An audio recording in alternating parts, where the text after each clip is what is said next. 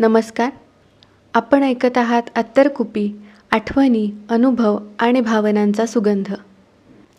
वसंत बापट यांची एक कविता आहे, कुंपण असं त्याचं नाव आहे. आणि त्यामध्ये त्या मुलाची निरागसता दिसून येते आणि काळजाला भिडणारी अशी ही कविता आहे. चला तर सुरुवात करूया.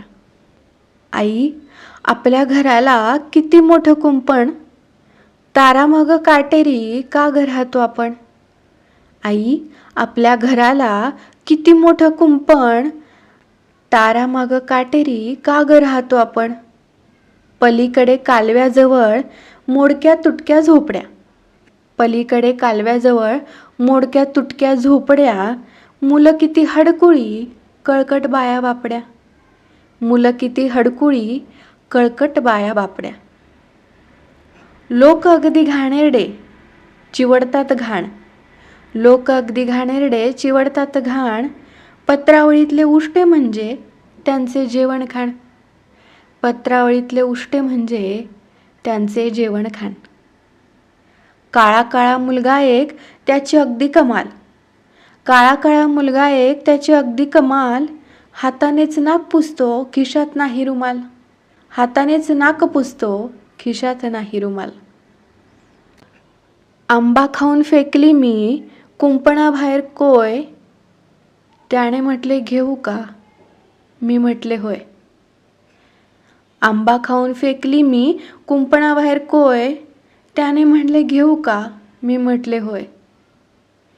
तेव्हापासून पोटात माझ्या कुठंतरी टोचतंय ग, झोपतानाही गादीमध्ये कुंपण मला बोचतंय ग.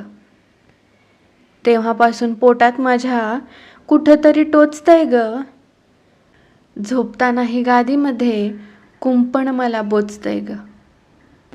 आई, आपल्या घराला किती मोठं कुंपण, तारामागं काटेरी का ग राहतो आपण.